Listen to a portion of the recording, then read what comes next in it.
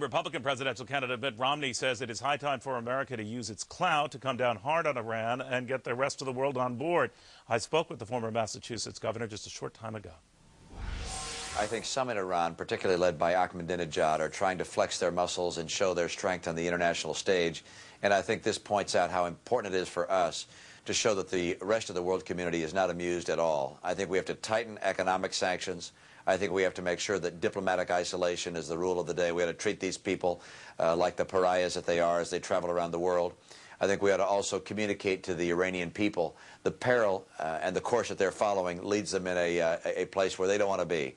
And particularly with regards not only to these fighting men and women that have been taken hostages, but also with regards to their nuclear ambitions.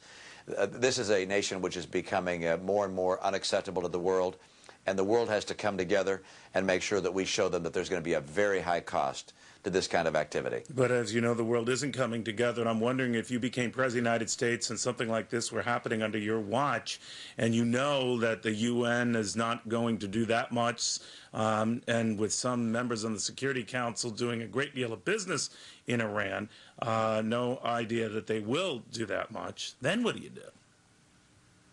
Well, we have a lot of clout. There's no question but that our Chinese friends and others want access to our market, want full and free access to everything that's American.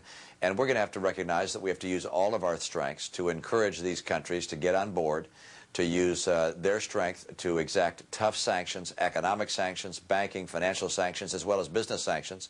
I've called for U.S. pension funds to divest themselves of any stocks and businesses that are doing extensive business in Iran. We're going to have to tighten the screws because people who pursue nuclear ambition and people who pursue this kind of hostage-taking are going to have to know that the world finds that unacceptable. They're going to have to pay a cost. All right. Now, so far, the U.S., maybe Britain, maybe Australia are the ones who demand that cost.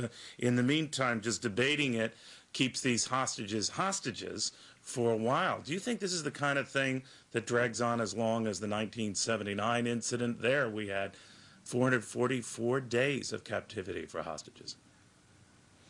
You know, I think the stakes are higher here for Iran because they're also pursuing this nuclear ambition.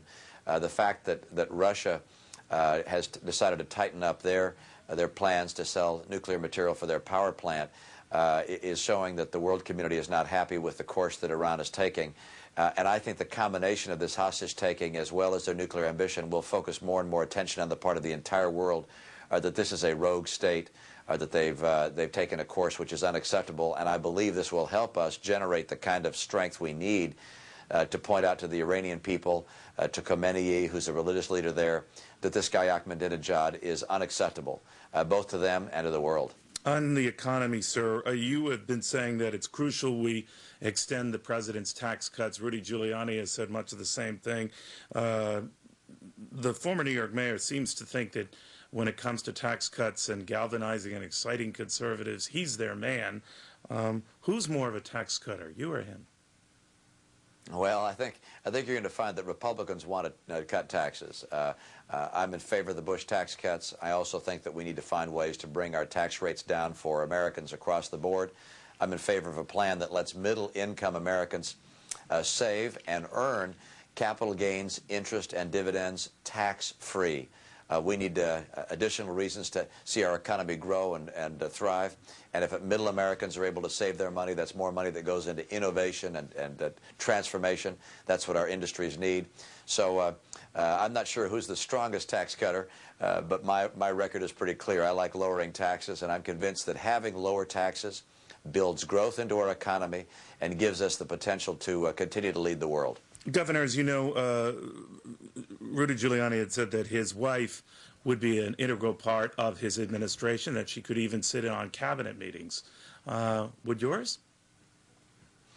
Well, actually, my wife is my greatest advisor in a lot of dimensions, but she's not a member of the government. She wasn't when I was in Massachusetts. I'll get my counsel from my wife in the privacy of our home, in the bedroom, in the White House, if I'm lucky enough to be there, and she's not going to be an official part of the administration or attending cabinet meetings, but it's a nice offer. Would she set policy?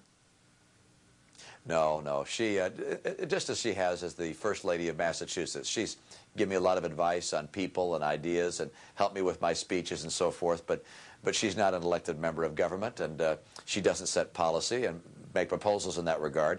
My wife was kind enough to serve on a voluntary basis to help coordinate the efforts of our faith-based community and to help them get federal funding to the extent we qualified for it. But her role will definitely be a voluntary role, and will be private, will be dealing with me. She would not be an official member of the cabinet or attend cabinet meetings. Governor, finally, I know this Mormon issue keeps coming up with you, and you freely tackle it every time it does, but I had Donny Osmond on the show the other day. He was a big fan of yours, by the way, but this fellow Mormon says you do need to go out there and explain this to people, that you guys don't have multiple wives and all of this other stuff, and he said that that's the toughest challenge you might have, just getting that word out. What do you make of that? Well, I have a feeling that the media is going to be taking a very close look at my church, and as people look at it, they're going to say, you know what, Mormons, well, like Mitt Romney, believe that Jesus Christ is their Savior. Mormons have the kinds of values that you see in the rest of America. If they look at me and my wife and our family, they'll see our values are the same that you see throughout this great country. And people in America, they really want a person of faith to lead the country, but they don't care what brand of faith that is, so long as we share the same values. And I think people will conclude pretty quickly that we share the same values. And then the question is, who can get America on track again? Who can change Washington? They're tired of seeing the same old lifetime politicians in Washington, and I represent a pretty dramatic change.